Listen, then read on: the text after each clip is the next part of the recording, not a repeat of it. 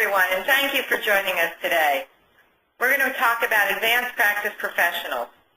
What needs to be done with these people and these staff in your facilities? When does it need to be done, and why does it need to be done? We appreciate you joining us for these web-based trainings, and we hope you find them helpful to you.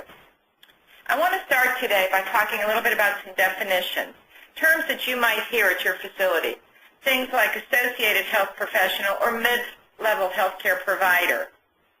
The associated health professionals are those clinical professionals other than the physicians or dentists. These professionals include, but are not limited to, the PharmDs, the psychologists, the podiatrists, the chiropractors, the optometrists. These are professionals that practice either with a set of clinical privileges that's defined by your facility or in a defined scope of practice. The other term you might hear is a mid-level healthcare provider. This is a person who is clinically of a medical professional background who provides patient care either under the supervision of or in collaboration with a physician. Mid-levels could include nurse practitioners, physician assistants, your CRNAs. They can examine patients, they can diagnose them, provide some treatments, all of which must be done in collaboration with or through a supervising licensed physician. Has anyone had a chance to look at the medical staff bylaws template? This is a policy or a template on medical staff bylaws that's located on the Office of Quality and Safety and Value website. The terminology is defined in the medical staff bylaws, so I refer you to the template to take a look at it and see and help you understand how these professionals might fit into your facility and what the requirements are for them. We're going to talk very generically in this webinar about this, so I do need to refer you to your own medical staff bylaws. Some of the considerations that your chief of staff and your service chiefs are going to be talking about with you, as well as with the rest of the leadership of the medical center, at the beginning of a credentialing and privileging process for new hires, or even when there are additional privileges being requested, and or the expansion of a scope of practice for a healthcare provider to your facility, really deals with a number of these considerations. The first is the resources that are available. Now, why would you think that's important? Well, it's important, and we look at 1119 and the Joint Commission standards, which tell us that we have to be providing care within the resources available in our facility. So that's where we get into the term of setting specific for our scope of practices or our clinical privileges. It means that the privileges of the scope of practice are granted for the practitioner within a specific setting. And within that setting, there's been a confirmation that the resources are available to support the care that this provider is going to be giving. That means that there's sufficient support staff, there's sufficient equipment, there is sufficient time, there is sufficient associated services such as laboratory and radiology, and having the required equipment or the required resources available is very important in assuring that we are providing safe and quality care. The next type of thing that you might be considering when you are doing the development of this practitioner's privileges or scope of practice are what type of care are they going to be given. That's very important because we have to define the qualifications of the individual. So if we're going to be having somebody who's going to be providing women's health care, we want to make sure that their qualifications support the delivery of women's health care. If they're going to be providing primary care services with some basic dermatology in it, we want to make sure that they have the appropriate education and training and experience to maybe do the punch biopsies. Mid-level practitioners, our PAs and our IPRNs, are very capable of supporting some of these activities with the appropriate qualifications, including maybe some specialized training and experience.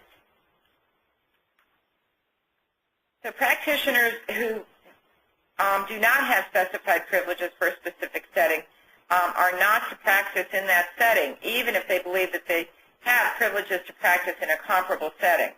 So it's very important that we make sure that we define what care is being delivered in a setting by these individuals assuring that we've got the resources available, and assuring that practitioners understand where they can and cannot deliver the care that's being granted on their clinical privileges or through their scope of practice.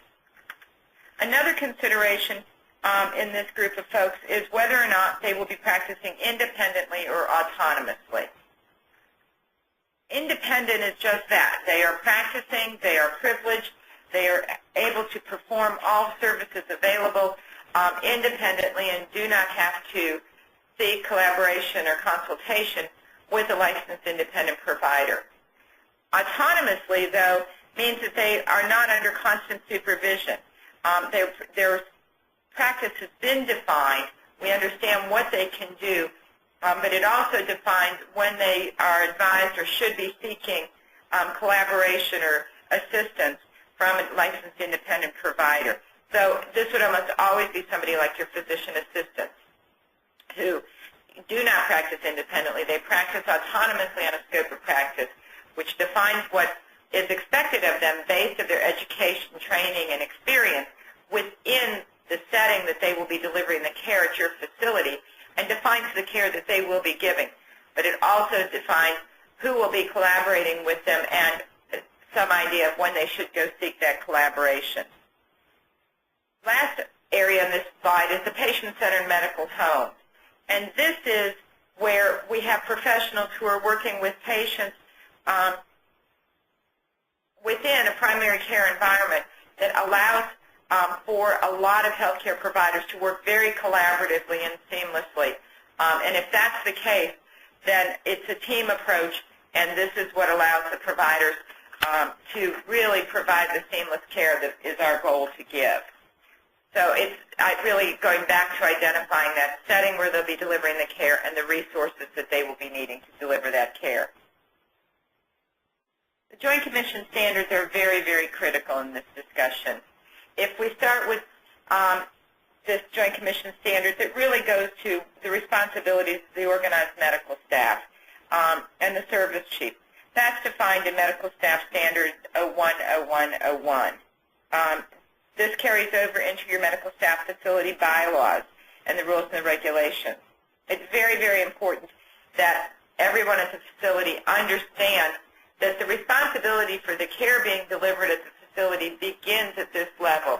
It defines in the medical staff bylaws who is responsible for what, how they are giving that care, and this is where you will see that definition of your associated health professional or your mid-levels, and who can practice independently and who will practice in a collaborative agreement.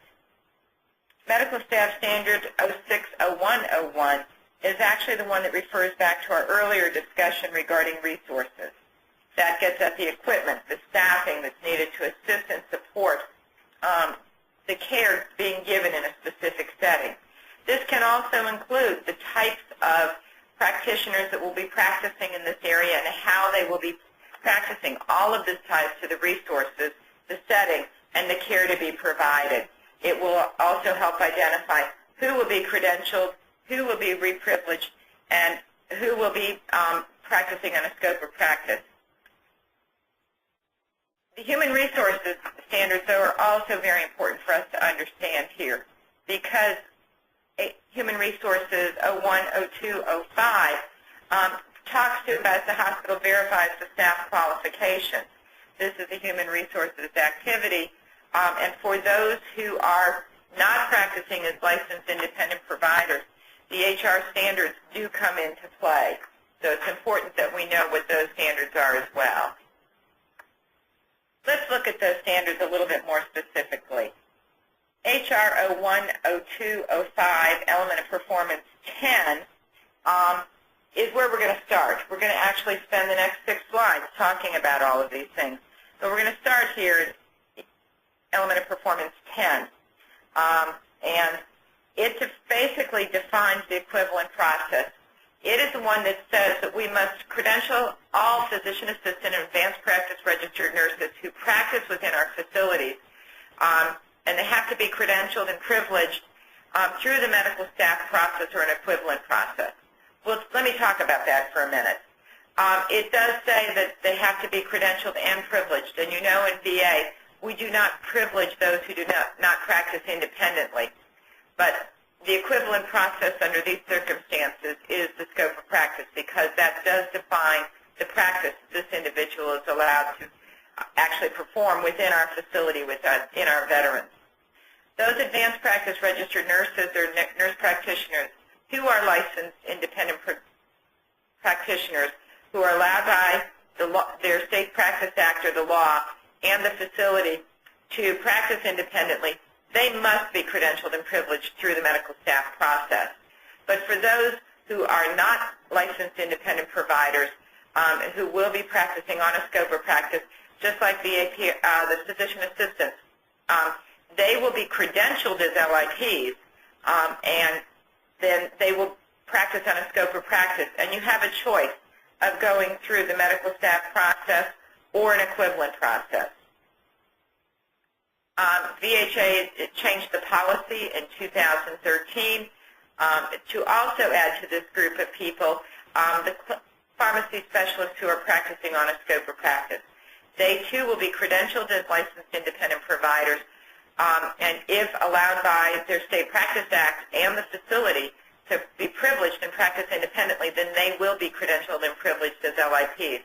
But otherwise, if they do not have a Practice Act that allows for independent practice, they will also function on a scope of practice that is processed either through the medical staff process or an equivalent process.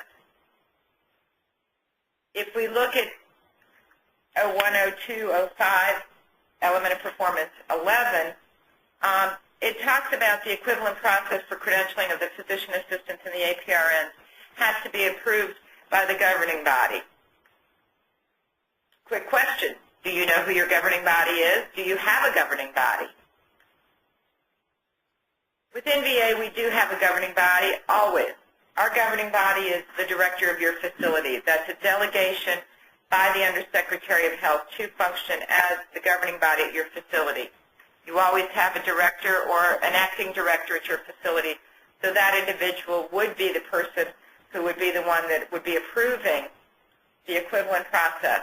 So it's recommended by the Executive Committee of the Medical Staff to the governing body, which is the director, and the director would approve it.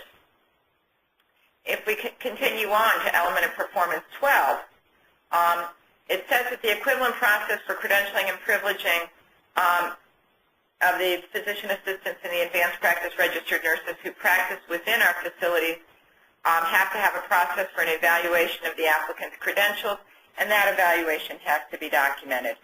Through VHA Handbook 1119, if you follow the process as defined in that policy, it will support this element of performance under the Joint Commission standards, because we require for the PAs and the APRNs that they go through the exact same credentialing process, and that there be a service chief recommendation of that's the individual who would have evaluated their credentials, and then they've documented that evaluation. Going on to Element of Performance 13, it says that the equivalent process for credentialing and privileging physician assistants and APRNs who practice within the hospital includes an evaluation of their current competence, and if this evaluation is documented. So you can see that the competence, if we use our credentialing and privileging process within VA as defined in VHA Handbook 1119, we are looking at the competencies. That's what our whole credentialing process is for. The references that we obtain and the work history that we have of our providers in the LIP process will actually support you and carry you through Element of Performance 13 as well. Element of Performance 14. We have to have our peer recommendations, and those peer recommendations are documented. Within VHA Handbook 1119, for all new providers, we require 3 peer references upon initial appointment and 2 peer references or recommendations upon reappraisal. These peer recommendations are exactly the same ones used for our LIPs. They speak to the 6 general competencies that are required to be evaluated for all LIPs that we bring in. So for those providers who are coming in these occupations where they're not practicing independently, we use the same process for the same reasons, and you will meet EP 14. The equivalent process in EP 15 requires that we have input from individuals and committees, including the medical staff executive committee, when we're making our informed decisions. This is a critical point to talk about. If you are using the medical staff process, these individuals, the PAs, the APRNs, and by revision of policy in 2013, the clinical pharmacists on a scope of practice, the medical staff process actually takes these individuals through the exact same committees as those individuals who are privileged. So if you have physician assistants who practice on a scope of practice at your facility, but you are using a medical staff process, you will actually take them to the same committee that the physician's credentials are reviewed by if you have a two-committee process. That will be your credentials committee or your PSD if you use the two-committee process, and that's what that committee is called. It's defined in your bylaws. The scope of practice of those PAs will go to the exact same committees as the physicians and the dentists. Same for the nurse practitioners. Same for the clinic pharmacy specialists. The scopes of practice, if you're using the medical staff process, goes through the same committees so that it goes through and it ultimately gets to the executive committee of your medical staff as defined by your bylaws, and that committee makes a recommendation to the governing body, who is the director, and the director will sign off on those scopes of practice, granting those scopes of practice. The advantage of using the medical staff process is that you can do emergency appointments or the temporary appointment for urgent patient care needs. You can do an expedited appointment as well. If you choose to use an equivalent process, you still must meet EP 15, which means that you have input from individuals and committees that includes the medical staff executive committee. What this means is if you have a separate credential review committee for your physician assistants or your clinical pharmacists or your advanced practice registered nurses that is not the same one used by the physicians and dentists, you are moving immediately into an equivalent process. Those committees that review those credentials and make recommendations for the granting of a scope of practice for these individuals must report to the executive committee of the medical staff and any other committees that your facility defines. They don't make an action on it. They will not be rendering a decision or making a recommendation. But they must have the information reported to them, and they must have input back into the process. So the executive committee of the medical staff must have input into both the committee process used if it's not coming through the executive committee of the medical staff, as well as input into the process used for the development, recommendation, and approval of scopes of practice. So it's very important to understand whether or not you are using the medical staff process where they go through the exact same committees as the physician and dentist, or you're using an equivalent process. The hybrid would be where you might use a separate professional standards board to set pay for these individuals, but after that is done, those credentials, the scope of practice, then cross over into the medical staff process where they are reviewed exactly like the physicians and dentists. So they will definitely land in the executive committee of the medical staff and then a recommendation made to the director. So you may need to stop, look at your bylaws, see the process that you were using at your facility, and actually look at whether or not you're following the process your bylaws define. If you have any questions, please do not hesitate to contact us, and I'll give you an email address at the end. So we've talked out the term clinical privileges and we've talked out the term scope of practice, but let's take a look at them in a little bit more detail. Clinical privileges are those things that a provider can do. They are granted to the practitioner. The practitioner is allowed to practice independently. That means without supervision, without collaboration. They are making all their own decisions with no requirement to ever seek assistance. Ethically, they all seek assistance. They all seek consultation. We understand that. But They're making all their own decisions independently in the management and care of the veterans. First off, we start with the State Practice Act. To privilege somebody in VA, the State Practice Act must allow them to practice independently. They must be able to totally practice independently, not up to a certain point they're independent and then they go into a collaborative agreement. That's not independent unless you don't take them beyond that point. For example, if your nurse practitioners are allowed independent practice up to the point of prescribing controlled substances, your facility, that bullet permitted by facility, can allow them to practice independently on privileges as long as they are not expected, nor will they ever prescribe controlled substances. If your facility wants them to prescribe controlled substances, then you need to put the nurse practitioner on a scope of practice. That scope of practice defines the individual's practice within your healthcare setting. If they are permitted by law or certifying entity to perform certain functions, that's that credential that supports what they're going to be doing within your healthcare facility. Your facility will make the determination as to whether or not they will be doing that in your facility. And then it's usually in collaboration or under supervision.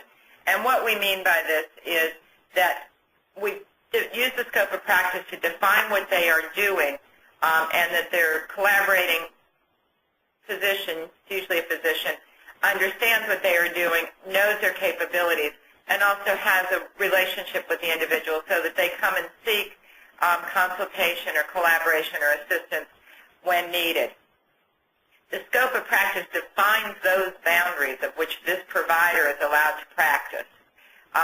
Although they're not practicing independently in the sense of the word the VA describes it, they still are practicing autonomously, and the scope of practice establishes those boundaries.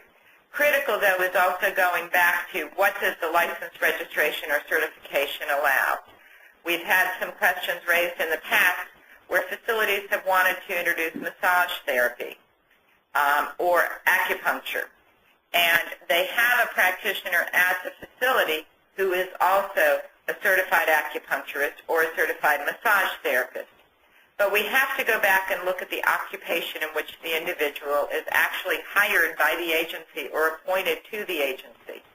If they're appointed as a music therapist, and you look at what the certification in music therapy allows, it doesn't mention the word massage. If you look at the physician assistants and what physician assistants are trained to do as physician assistants, acupuncture is not included in that. So it's a fine line that we walk when we come to these areas. VA is working diligently to try to develop some guidance as to how to integrate some of these complementary and alternative medicine activities into our facilities. But at the moment of this recording, they're not there. So I refer you to VA policy and counsel, seek assistance from national levels when you have questions related to complementary and alternative medicine and whether or not it can be included in the practice of an individual.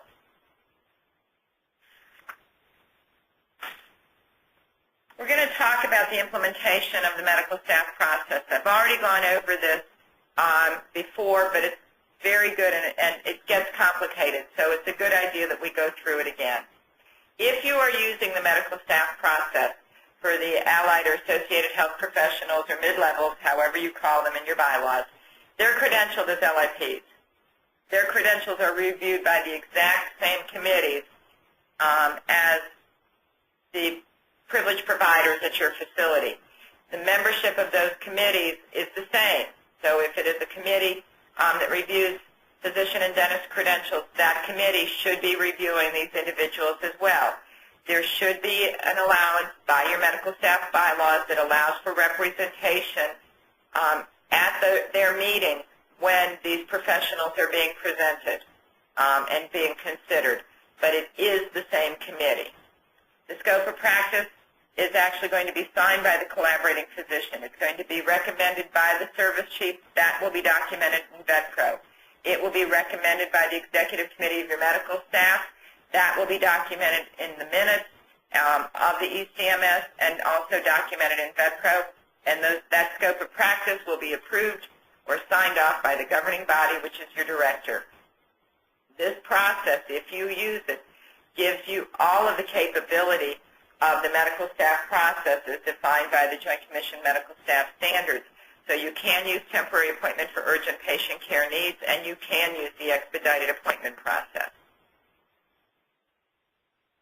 These providers are also subject to the exact same things as the privileged providers. They're to go through the exact same monitoring of their competency, and it will be done through an FPPE and OPPE. Those elements of their scope of practice that are comparable to privileges that providers are granted may be very, very similar in the FPP and the OPPE. We must do this monitoring through the 6 general competencies that are listed on this slide that are the exact same competencies that are used for the privileged providers. And those results of these professional evaluations, the monitoring of their competency, must be reported to the executive committee of the medical staff on a routine basis, the same as those individuals that are privileged at your facility. If you use the equivalent process, you will credential the providers as LIPs. That's mandated by policy. The executive committee of your medical staff has oversight of the process, and that process has to be defined in your medical staff bylaws. So it is going to say how and by whom are the credentials being reviewed. So if this is a person and you're using the equivalent process, how are the credentials reviewed? Who reviews them? What committees do they go through? How are the scopes of practice even developed and approved? That process should be defined, clearly defined, and reported to the executive committee of the medical staff, and they must have input into that process. And then the information does need to be reported to the executive committee of the medical staff. Remember, I said it's reported to the executive committee of the medical staff. They are not expected to take an action on the scopes of practice, but they do have input into this process that we are defining here, and they must approve the process. The credential review is to be documented. Usually, if you're using an equivalent process, we still see a lot of service chief recommendations in these cases, but it can also be the collaborating physician. If it's not the collaborating physician who does the service chief recommendation, we strongly recommend the collaborating physician be one of the references. The scope of practice under these circumstances will be signed by the collaborating physician. It will be recommended by the service chief, and it will be approved by the chief of staff. The results of these activities at the end are only reported to the executive committee of the medical staff for information purposes only. The equivalent process requires us to complete the credentialing and scope of practice and appointment. It requires that we review and renew this scope of practice a minimum of every 2 years. So we're kind of following the medical staff process, but that's because we must re-credential these folks every 2 years, which gives us an opportunity to review and renew that scope of practice. If you use the equivalent process, you may not use temporary appointment for urgent patient care needs, and you may not use the expedited appointment process defined for LIPs. You have to require monitoring. Everything under the human resources standards that drive these requires us to monitor the competency. It's recommended that you use the FPPE, OPPE process, but if you don't, you have to make sure that it's equivalent. And in all honesty, we have difficulty thinking of what's equivalent that could be equivalent to an FPPE or OPPE that doesn't really look like one. So you're strongly encouraged, if you are using an equivalent process, to use the FPPE, OPPE process as defined for your LIPs. That brings us to the conclusion of this discussion. If you have any questions at the end of this or are not sure how your processes are working, you can email us at vhacredandpriv@va.gov. It's an Outlook address. We'll be glad to respond to any questions that you might have, so please do not hesitate to contact us. With that, thank you very much for your attention.